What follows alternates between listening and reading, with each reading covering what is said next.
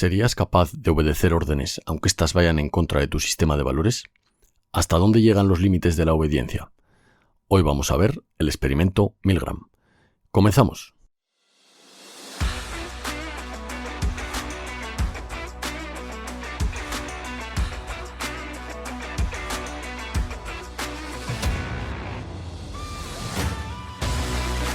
Bienvenido al podcast de Jefe a Líder.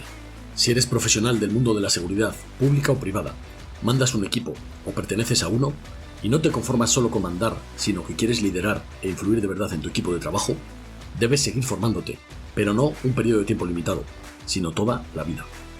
Para ello, en este podcast voy a intentar ayudarte de dos maneras: aportando contenido de valor que pueda serte útil en el día a día y proporcionando ideas o consejos para que puedas aplicar ese conocimiento de forma inmediata, con el objetivo de hacerte más corto el camino hacia el éxito personal y profesional. Soy Jesús Soler y, si me lo permites, voy a acompañarte en este camino de aprendizaje y crecimiento. ¡Comenzamos!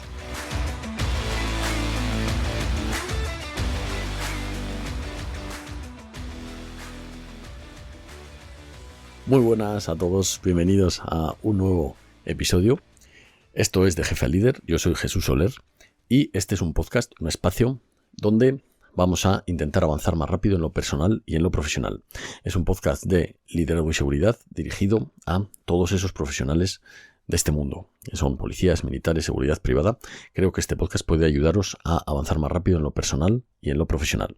O al menos yo voy a compartir las cosas que me han servido y las que voy aprendiendo en este sentido, para intentar ayudar a la gente a que avance más rápido y a que no cometa algunos errores que yo he cometido. Bienvenidos a todos, muchas gracias por estar aquí. Podríais estar en cualquier otra parte y habéis elegido dedicar un pequeño tiempo a seguir formándoos y además nos habéis elegido a nosotros, así que muchas gracias y bienvenidos. Hoy vamos a hablar de un tema que puede levantar algunas ampollas.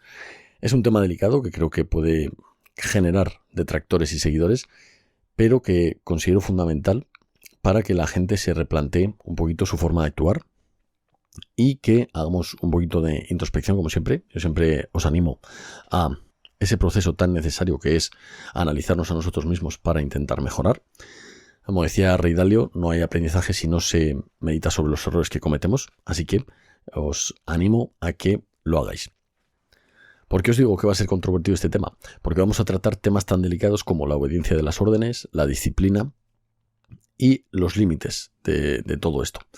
Entonces, habrá gente que solo escucharlo le produzca algunas sensaciones negativas.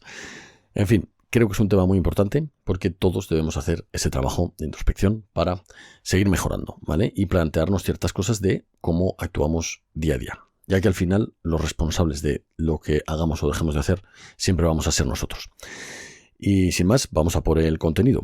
¿Qué vamos a hablar hoy? Hoy vamos a hablar del experimento de Milgram. Este fue un experimento realizado en 1963 por el psicólogo Stanley Milgram y que después se repitió varias veces en el tiempo y en diversas partes del mundo. Y de hecho, hay series en relación a este experimento, películas, documentales, etc. Tenemos que entender que este experimento se realiza después de la Segunda Guerra Mundial y después de los juicios de Nuremberg, en los que se había juzgado que personas habían realizado actos de genocidio, actuaciones fuera de lo normal, de barbarie y de asesinato, torturas, experimentos científicos, etc. Y este científico quiere comprobar hasta qué punto el ser humano obedece a la autoridad. Pero a las personas que recluta, para este experimento, no se lo vende así. Les vende que va a hacer un experimento de memoria y aprendizaje. Para hacer el experimento, lo que van a hacer va a ser, de toda la gente que han reclutado, siempre va a haber dentro de la sala, va a haber un investigador con un maestro y un alumno que va a ser al que le hagan las preguntas.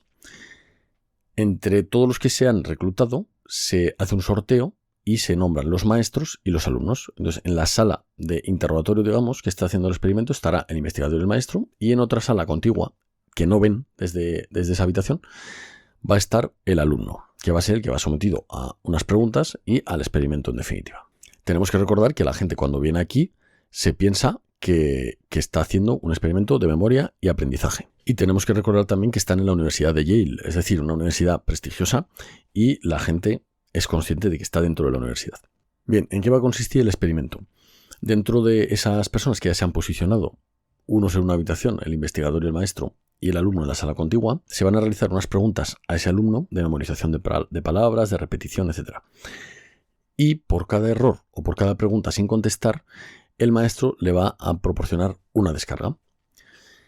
Esa descarga empieza siendo suave, empieza siendo un calambre, y va desde los 15 voltios hasta los 450 voltios. Y cada fallo o cada pregunta sin contestar por parte del alumno propicia la descarga y que se suban 15 voltios para la siguiente descarga. Es decir, el maestro tiene que dar descargas de 15 a 450 voltios y debajo de cada uno de esos botones, conforme va subiendo, pone los efectos que puede provocar. ¿Vale? Pues por ejemplo en la de 450 pone danger, peligro, y en las anteriores también ponía pues bueno, descarga grave, etc. Entonces en cada error o cada pregunta sin contestar, el maestro va a dar una descarga y va a subir 15 voltios esa descarga. Previo a realizar este experimento, Stanley Milgram le pregunta a un grupo de expertos cuáles creen que van a ser, a sus compañeros psicólogos, psiquiatras, cuáles creen que van a ser los resultados de este experimento.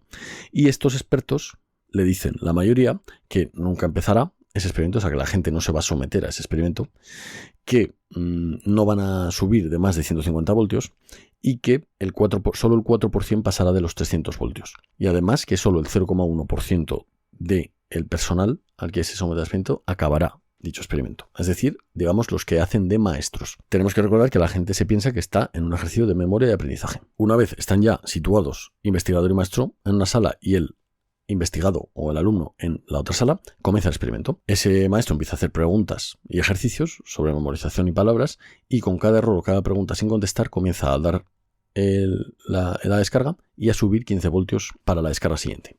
Hasta tal punto que a partir de los 150 voltios el alumno empieza a gritar que se pare con el ejercicio. Pero el investigador insiste en que se continúe. Y a partir de los 275 voltios, el alumno, después de un grito, deja de contestar a las preguntas del maestro. Sin embargo, el experimento continúa, el investigador le pide al maestro que continúe con el ejercicio, con el experimento, y el maestro continúa.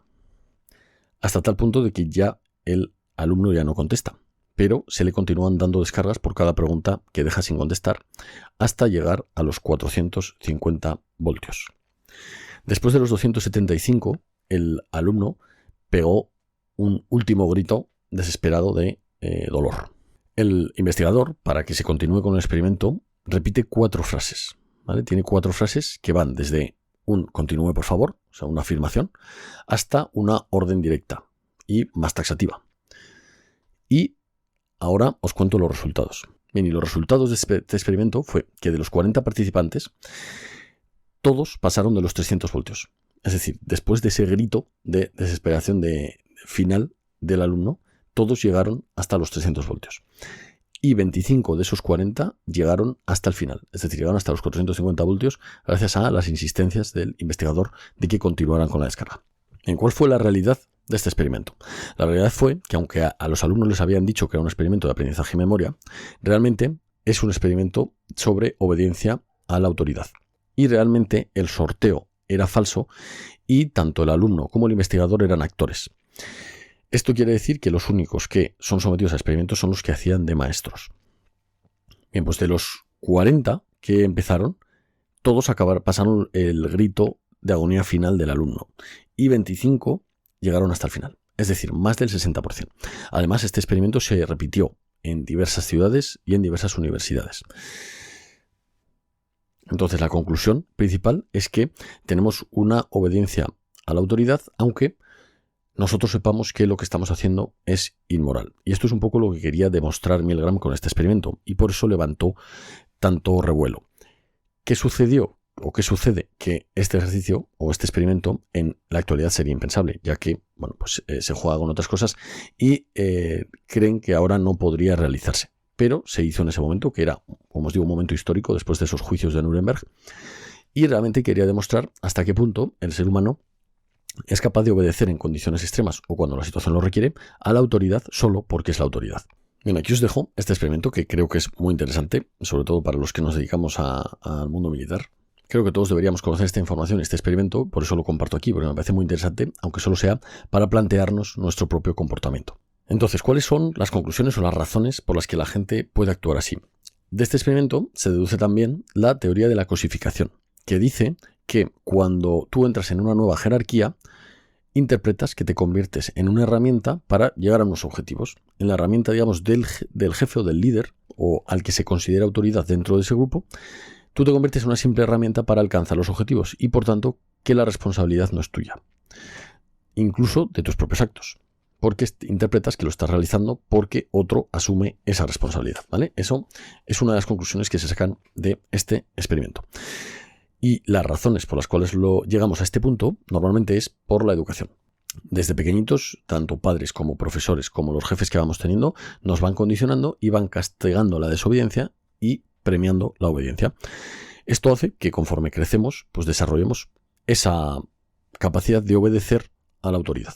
También tenemos que tener en cuenta que los derechos humanos son consecuencia de la Carta de las Naciones Unidas, y eso se firmó también después de la Segunda Guerra Mundial. Es decir, estamos en un momento histórico en el que el derecho internacional no está desarrollado. Bueno, en este momento en los 60 ya sí, pero tanto para los juicios de Nuremberg como en la Segunda Guerra Mundial no lo estaba. Entonces no tenían el concepto que tenemos ahora. Y aquí quiero hacer un poco un trabajo también de reflexión, y es que siempre, muchas veces cuando juzgamos hechos históricos, y puede ser muy reciente con la Guerra Civil Española o con otro tipo de conflictos, incluso con la de Ucrania que tenemos ahora, siempre nos dejamos llevar por la mentalidad que tenemos ahora o que tenemos en nuestra zona, por ejemplo, en Occidente, ¿no? No estoy diciendo que haya buenos y malos, ni que nadie tenga razón, porque en los conflictos nunca es así, pero nos dejamos llevar tanto por la corriente de pensamiento de nuestro lugar de nacimiento como por el momento histórico. Entonces nosotros, por ejemplo, juzgamos muchas veces los conflictos del siglo anterior con la mentalidad del siglo XXI, y eso no es congruente, ¿vale? Nosotros con la mentalidad del siglo XXI no puedes juzgar unos hechos que pasaron en 1930, cuando el nivel de alfabetismo era muy superior, cuando no existían los derechos humanos o el derecho internacional. Lo que quiero decir es que hay que juzgar las cosas como lo que son y en el momento histórico en el que son, y no con la mentalidad que tenemos hoy en día. Con esto no estoy defendiendo nada, ninguna actuación, ningún comportamiento, simplemente quiero hacer esa pequeña reflexión sobre que en esa época, cuando se realizaron las atrocidades de la Segunda Guerra Mundial, de la Guerra Civil, la mentalidad era distinta, y que el derecho internacional empieza a desarrollarse precisamente después de la Segunda Guerra Mundial. Bien, y hoy en la parte de anécdota no quiero contar ninguna anécdota personal porque es un tema bastante controvertido, y al ser yo militar y muchos de los que me escucháis no quiero levantar ampollas ni mucho menos. Hoy quiero simplemente que reflexionemos sobre ciertos aspectos. Lo primero es dejar claro que todo jefe que tiene que decidir en muchos momentos, mucho más cuando estamos en una situación de riesgo o un combate, un conflicto armado, eso ya es el caso extremo, pero tiene que decidir muchas veces con un montón de información que le está entrando por todos los sentidos y milisegundos. Entonces quiero decir que es muy complicado tomar decisiones en esas situaciones, y que eso hay que tenerlo en cuenta, que todos somos humanos y que cuesta mucho decidir en esas situaciones. Por otra parte, también si es un trabajo, si es una decisión en el día a día, en el trabajo rutinario, pues hombre, obviamente es más sencillo, tienes más tiempo, estás más tranquilo. Pero hay muchas veces que el tiempo también aprieta y es difícil siempre tomar las decisiones teniendo en cuenta todo el marco jurídico. Es decir, es complicado. Obviamente no estoy justificando las decisiones fuera del marco legal, ¿vale? Es decir, hay que actuar siempre dentro del marco jurídico establecido y siempre siguiendo las normas. Pero es verdad que hay decisiones que es complicado, y esto también es por la brecha que hay entre lo jurídico y la realidad, porque muchas veces el legislador o el que legisla lo hace intentando tener en cuenta todos los aspectos, pero luego ya sabéis que muchas veces la realidad supera la ficción. Entonces te pone en situaciones, la misma realidad, en la que tienes que ajustarte mucho a la norma porque no contemplaba esa situación, o tienes que interpretar la norma. Y con esto, como os digo, no estoy justificando las actuaciones fuera de lo legal, ¿vale? Siempre hay que actuar dentro del marco jurídico, que para eso está. Y para eso vivimos y servimos en un país civilizado. Bien, y ahora os pregunto, para que hagamos esa pequeña reflexión.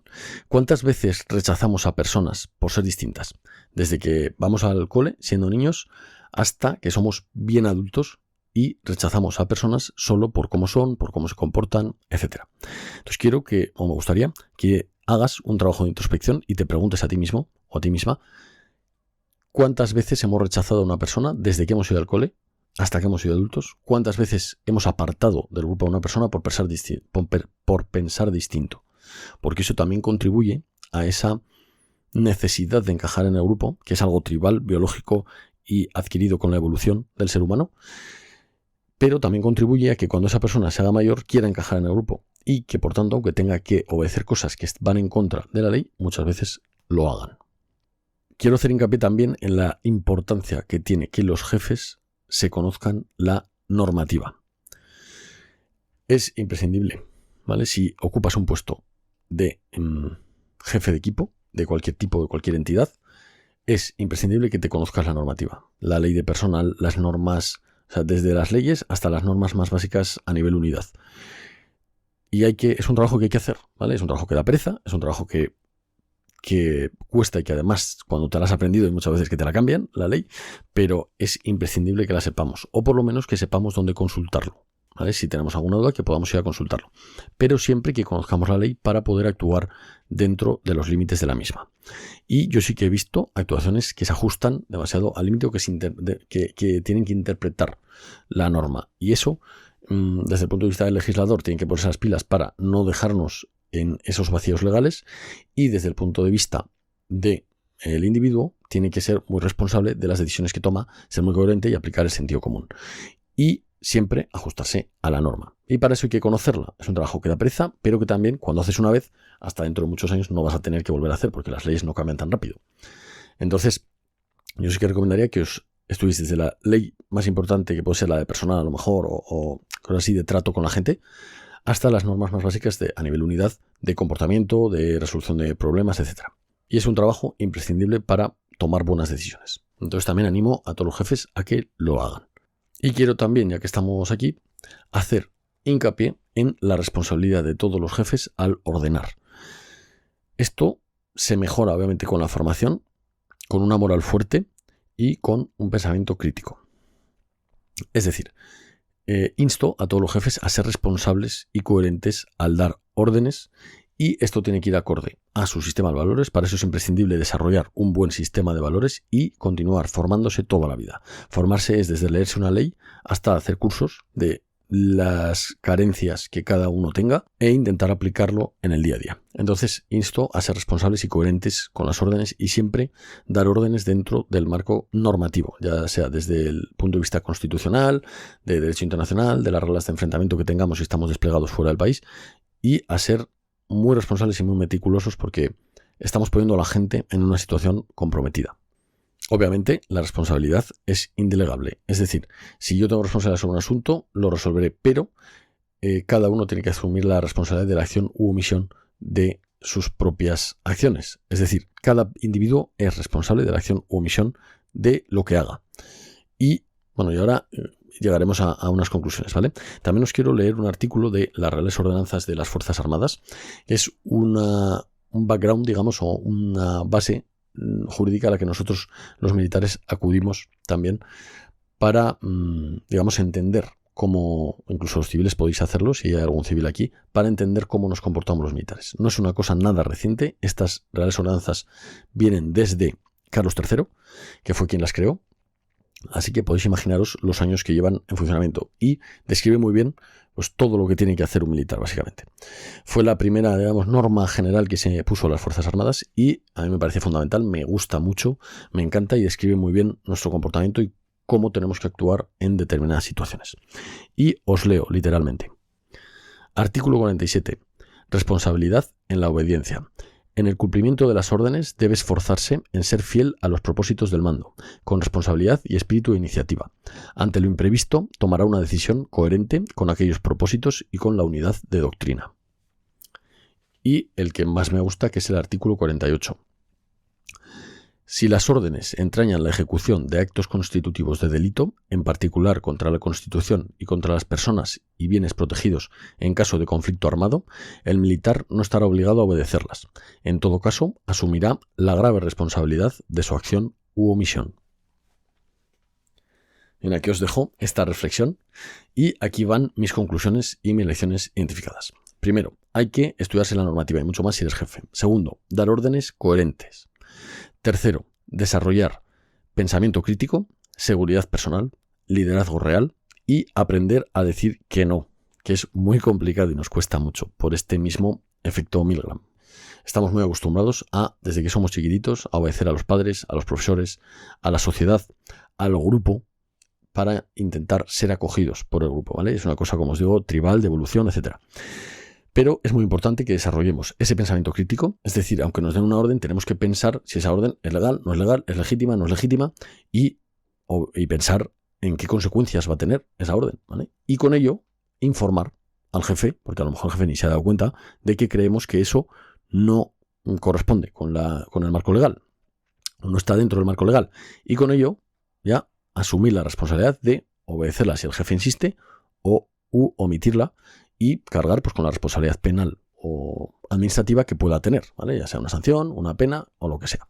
Entonces, importante desarrollar ese pensamiento crítico, importante desarrollar seguridad personal, porque muchas veces mucha gente no va a estar de acuerdo ni con tu respuesta ni con tus órdenes. Entonces es necesario tener seguridad personal y ser consciente de que eso es lo mejor en ese momento, la mejor decisión. Desarrollar también liderazgo real, y con esto hago hincapié otra vez en que los líderes tenemos mucha responsabilidad y hay que formarse constantemente y hay que estar al día de la normativa, del derecho internacional, de las normas de aplicación, de las ROEs, etcétera, etcétera. Y también muchas veces aprender a decir no, que nos cuesta mucho. Y con esto no quiero ir en contra de la disciplina, ¿vale? ¿Cómo encajan la disciplina con todo esto? Realmente las reales ordenanzas son muy claras.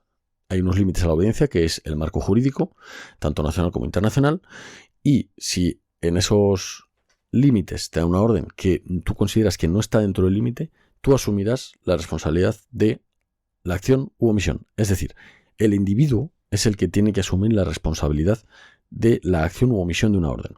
Y solo porque sea una orden, no justifica que tú actúes en contra de derecho.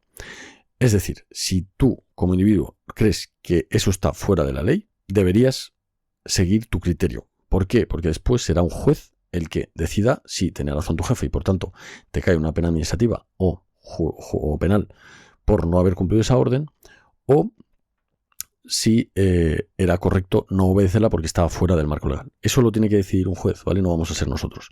Entonces lo que sí tenemos que actuar es conforme, desde mi punto de vista, a nuestros valores. Y si creemos que algo está fuera de la norma o de la ley, ahí está el límite de la disciplina y la dificultad también, que esto no es fácil. Conclusión. Responsabilidad total de la acción o omisión es del individuo. ¿Cómo se soluciona esto también? Con confianza, ¿vale? Con una confianza generada durante mucho tiempo entre jefes y subordinados.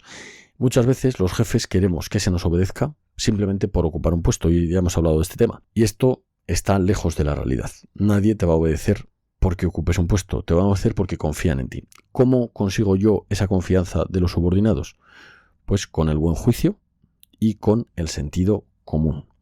Y también con el buen criterio, que eso implica formación, implica normativa, implica muchas cosas. Buen juicio, buen criterio y sentido común. Entonces, conclusiones. Tú como individuo vas a ser el responsable de la acción o omisión de las órdenes. Por tanto, siempre actúa de acuerdo a tu sistema de valores y dentro del marco jurídico. Si consideras que algo está fuera de eso, tienes que tener suficiente juicio, suficiente conocimiento también legal y jurídico para saber que vas a ser responsable, la obedezcas o no. Es decir, si la obedeces serás responsable de las consecuencias y si no la obedeces serás responsable de las consecuencias. Así que vamos a desarrollar un liderazgo en el que todos estemos bien formados y que enfrentemos las situaciones con la máxima información posible para poder decidir coherentemente y no poner a nadie en riesgo jurídico ni en riesgo físico. Bien, y vamos con los ejercicios de hoy. Creo que estos ejercicios a algunas personas les van a hacer pensar, así que no os preocupéis, ¿vale? Están hechos un poco para eso, para que veamos conceptos nuevos, salgamos de la caja, como dicen los americanos, y veamos nuevos puntos de vista, nuevas formas de ver las cosas para poder reflexionar y sacar conclusiones personales. El primer ejercicio va a ser buscar la definición de consciencia colectiva. Esto básicamente es que socialmente hay unas cosas que están aceptadas y otras que no. Este es el resumen muy resumido. Y eso se puede usar para el bien o para el mal. Entonces buscad por favor esa definición y sacad vuestras propias conclusiones. El segundo ejercicio es que reflexionéis y apuntéis en un papel si alguna vez me han puesto o he puesto a alguien contra las cuerdas al darle una orden al límite de la norma. Y si lo he hecho porque he querido, lo he hecho porque a mí me habían ordenado, porque me han obligado, porque me han insistido.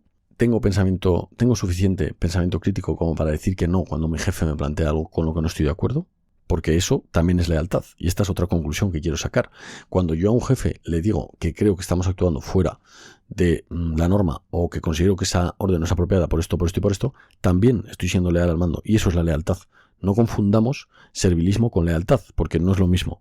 Y lamentablemente yo muchas veces he visto servilismo en lugar de lealtad. Así que os diría que hicierais una reflexión sobre en qué grupo estáis. Si en el grupo de la lealtad, en el que yo digo lo bueno y digo lo malo a mis superiores y a mis subordinados, o en el mundo del servilismo, en el que yo obedezco a ciegas sin juicio intermedio, es decir, sin pasar filtro a todas esas órdenes que recibo. Y el tercer ejercicio va a ser que trabajemos un poco la coherencia. Vamos a escribir 3 formas de ordenar siendo coherente, o 3 cosas que queramos ordenar a nuestro equipo de trabajo, o que queramos, cometidos que queramos dar, y por qué yo considero que es coherente esa orden, o igual me tengo que replantear si realmente es coherente, ¿vale? O 3 cosas que ya hayáis ordenado, o 3 cosas que queráis ordenar o asignar. Y para ello voy a tener que conocer las normas y las leyes. Así que si tenéis que repasar alguna norma, también es un buen momento para repasar un poquito esa normativa en general. O para consultar, ¿vale? Las normas muchas veces no hay que sabérselas de memoria, sino saber dónde están para poder consultarlas en el momento correcto. Y nada más, compañeros, hasta aquí el capítulo de hoy. Espero que os haya gustado. Y si es así, por favor, compartidlo con compañeros a los que creáis que este capítulo puede hacerles pensar, o incluso con vuestro jefe, si consideráis que tiene que reflexionar sobre todos estos asuntos. Y sobre todo, que supongo que será lo más sencillo, con vuestros subordinados también, si creéis que puede serles útil. Creo que todo el mundo debería hacer reflexión sobre todos estos temas para aumentar el pensamiento crítico, para generar un nuevo estilo de liderazgo basado en la preparación y en la coherencia y el desarrollo personal y profesional. Muchas gracias a todos por estar por aquí. Como os digo, si podéis compartirlo o darme un me gusta, puntuar con estrellas, me ayudáis mucho a alcanzar a más profesionales y ayudarles a avanzar más rápido. Como último punto, quiero dejar claro que no pretendo levantar ampollas, simplemente hacernos reflexionar sobre estos temas que son complicados a nivel personal y profesional. Muchas gracias a todos por estar por aquí. Ha sido un placer volver a estar con vosotros y nos vemos en el siguiente episodio. Muchas gracias y hasta luego. Si crees que este podcast te ha aportado valor, no olvides suscribirte y compartirlo. Quizá a alguien más le venga bien. Y si quieres estar al tanto de todas nuestras formaciones, síguenos en redes sociales o únete a nuestra lista de correo en readyfortactics.es.